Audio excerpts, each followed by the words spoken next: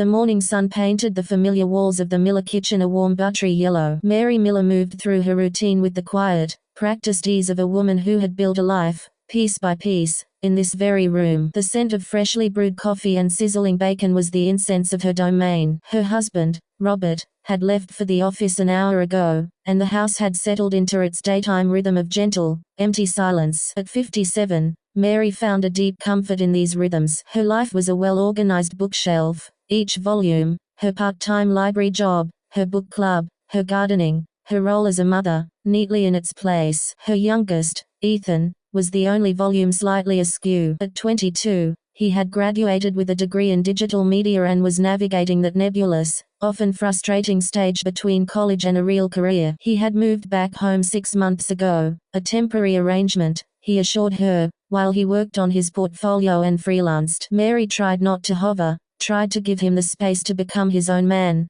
but the motherly urge to straighten, to guide, was a constant hum beneath her daily thoughts. She heard the floorboards creak upstairs, signaling Ethan's awakening. He was a night owl, his creative energies seemingly wired to the moon. She plated his breakfast just as he shuffled into the kitchen, his dark hair a chaotic mess, but his eyes already bright and focused behind his glasses. "Morning, sweetheart," she said, sliding the plate across the granite island. "Sleep okay?" "Yeah, thanks, Mum," he said, grabbing the orange juice from the fridge. He ate with a hurried intensity, which was unusual. Ethan was typically a slow, contemplative starter to his days. "Everything all right?" Mary asked, sipping her coffee. "You seem buzzy." Ethan looked up, a hesitant smile playing on his lips. "I'm good, really good, actually.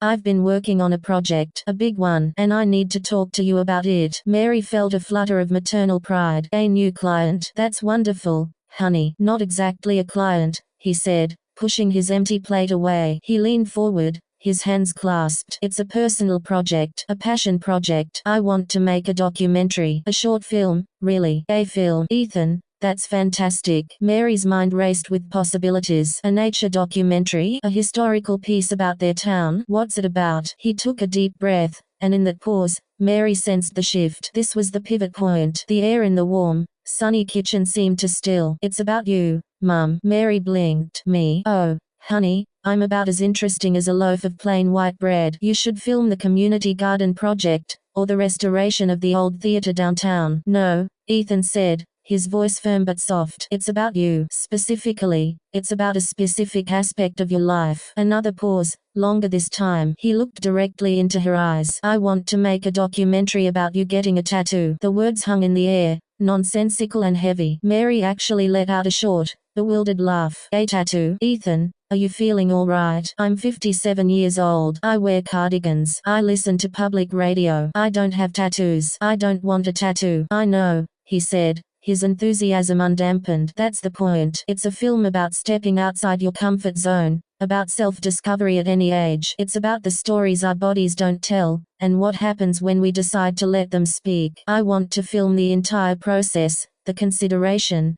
the design, choosing the artist, the actual procedure, if you agree to it, and the aftermath, the emotional journey." Mary stood up, taking her coffee cup to the sink, needing to move. "Ethan, that is the most absurd thing I've ever heard. It's invasive. It's personal in a way I don't care to share with the internet." "It wouldn't be for the internet, not at first," he countered, following her. "It's for film festivals. It's art. Mum, think about it. Your generation, you lived so much of your life for other people, for Dad, for me and Sarah. This is about you. Just you. What would you choose?" "Why would you choose it?" "I would choose not to have a needle injecting permanent ink into my skin for no good reason," she said, but her protest lacked its initial force. He had struck a nerve, unintentionally perhaps, with his comment about living for others. "Will you at least think about it?" he pleaded. "For me, this could be my breakthrough piece. I've already written a treatment, a proposal. I believe in this so much." He looked at her with the same wide, earnest eyes he'd used to convince her for a later bedtime or a new video game. But this wasn't a game. This was her body,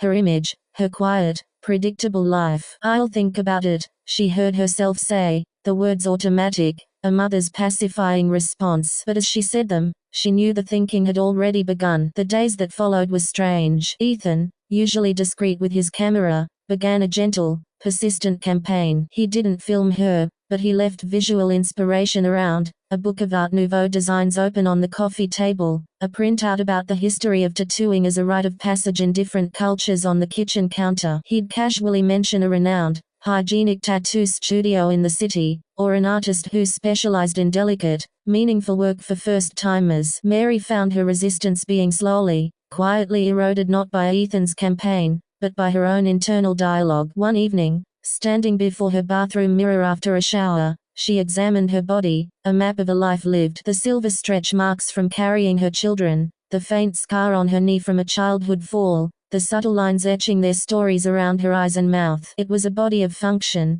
of memory, but not of adornment, not of deliberate, chosen art. What would I choose? The question, once planted, began to sprout. She confided in her book club, a group of women her age. The reactions were a microcosm of societal views. A tattoo. Mary, you're not a sailor or a rock star, laughed Barbara. My daughter has a tiny butterfly on her ankle. It's quite tasteful, offered Susan. It's permanent, dear. What if you hate it when you're 80? Cautioned Eleanor. But it was her friend, Linda, a recently retired nurse, who said the thing that tipped the scales. You know, Mary, after my divorce, I got my ears pierced for the second time. Felt like a rebellion against the person I'd been. It was just a tiny hole, but it felt huge. Maybe this is Ethan's weird, artistic way of giving you permission to do something just for you. Permission. The word resonated. A week later, over a tense, quiet dinner, Mary put down her fork. All right, she said. Ethan looked up, confused. All right what? I'll do it. I'll consider it seriously. On one condition. I have full veto power over the design, the placement, the artist, everything. And if at any point, right up until the needle touches my skin,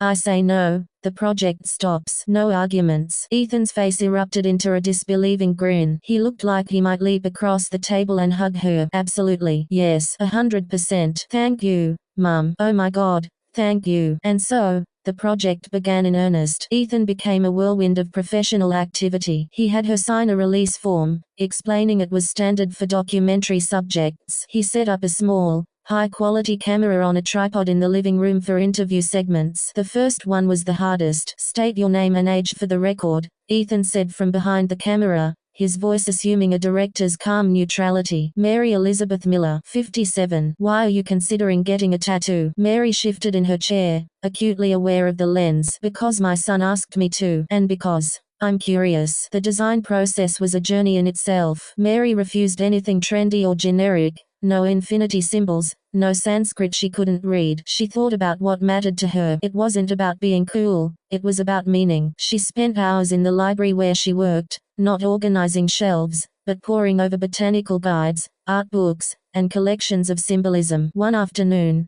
she found it in a book of Victorian florography, The Language of Flowers. The humble, resilient snowdrop. Its meaning, hope, consolation, and the promise of new beginnings. It bloomed in the very heart of winter, a defiant symbol of life pushing through the dormant, frozen earth. It was perfect. It was her. She had weathered the quiet winters of child-rearing, of putting dreams on hold, and now, with both children grown and a new chapter opening, she was, perhaps, ready to bloom in a different way. She sketched a rough, clumsy drawing of a single, graceful snowdrop stem with two delicate blooms. Ethan scanned it and, using his software, created cleaner versions. He found an artist, a woman named Chloe with a studio called Gentle Pricks, who specialized in fine-line botanical work. They scheduled a consultation. The filming became a constant, sometimes intrusive presence. Ethan filmed her reading about tattoo aftercare. He filmed her secretly looking at the skin on her forearm, her ankle, her shoulder blade, contemplating the canvas. He filmed tense discussions with Robert, who was bewildered and mildly opposed. It's just not you, Mary, he'd say, shaking his head, and excited, supportive calls with her daughter, Sarah, who screamed, "Go, Mum, get a biker gang insignia." The consultation with Chloe was a turning point. Filmed discreetly by Ethan with Chloe's permission, the meeting was nothing like Mary's fears of a dark, intimidating parlor. The studio was clean, bright, and smelled of lavender, not antiseptic. Chloe, a woman in her 40s with sleeves of beautiful, colorful florals, was gentle and professional. "I love the snowdrop," Chloe said, examining Mary's sketch. "So much meaning in such a simple, elegant form. I think here, on the inner forearm, just below the wrist. She touched the spot lightly. It's a place you'll see often. A private reminder that's also subtly public. And the skin is good there for fine lines. Mary looked at the spot, at the faint blue veins beneath her skin. She imagined the drawing there. It didn't feel alien anymore. It felt like it belonged. She agreed. The day of the appointment arrived with a leaden feeling in Mary's stomach. Ethan was a bundle of nervous energy, checking his audio equipment, his batteries, his camera settings. He filmed her eating a bland breakfast, filming her choosing a button-up shirt for easy access to her forearm. The car ride to the studio was silent, Ethan letting the camera capture the passing scenery, the tense set of Mary's jaw. In the studio, after finalizing the stencil, after Chloe had shaved and disinfected the small patch of skin, Mary lay back on the chair, her heart hammered against her ribs. Ethan had his camera on a tripod, positioned for a close-up of her face and the work area. "You ready?" Chloe asked, her needle gun buzzing to life with a sound that made Mary flinch. Mary looked at the stencil on her arm, the ghost of the snowdrop. She looked at Ethan, his eye pressed to the viewfinder, but his knuckles white on the camera body. He was scared for her. This was his idea, but he was her son, and he didn't want to see her in pain. "Wait," Mary said. Ethan's face fell, a flash of disappointment and immediate acceptance warring in his eyes. He started to lower the camera. "Not you," Mary said softly. She looked at Ethan. "Put the camera down for a minute, please." Confused, he did, switching it off. "Come here," she said. He approached the chair. Mary reached out and took his hand. Her palm was cold and clammy. "This is my journey," she said, her voice low but steady. "And I'm letting you film it. But this part, the actual, this is between me and the artist, and between me and myself. I need to do this without being a performance for my son's camera. Do you understand?" Ethan swallowed hard,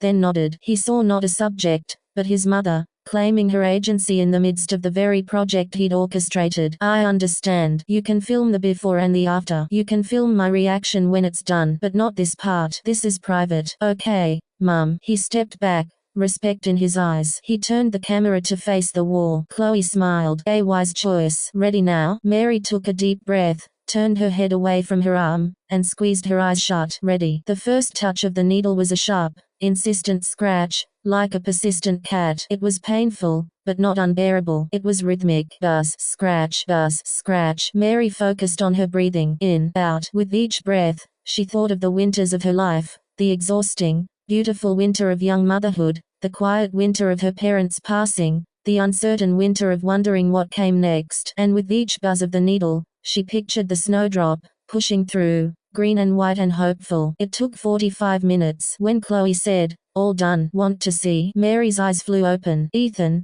who had been sitting quietly in the corner, slowly raised his camera, focusing on her face. Mary sat up and looked at her arm. There, on her skin, was her snowdrop. It was perfect, more perfect than her sketch. The lines were graceful and thin, the blooms fragile yet strong. The subtle shading gave it depth. It was a part of her. A wave of emotion crashed over her, not pain, but a profound, startling pride. She had done it for herself. She looked up at Ethan, and tears welled in her eyes. She smiled, a radiant, triumphant smile. Ethan kept filming, his own eyes wet behind the lens, capturing the pure, unscripted joy on his mother's face. The aftermath, both physical and emotional, became the heart of the film. Ethan filmed Mary carefully applying ointment, marveling at her reflection. He filmed her showing Robert, who frowned, then softened, tracing the design with a tentative finger and saying, "It's actually quite beautiful, Mare." He filmed her at her book club, rolling up her sleeve to stunned, then admiring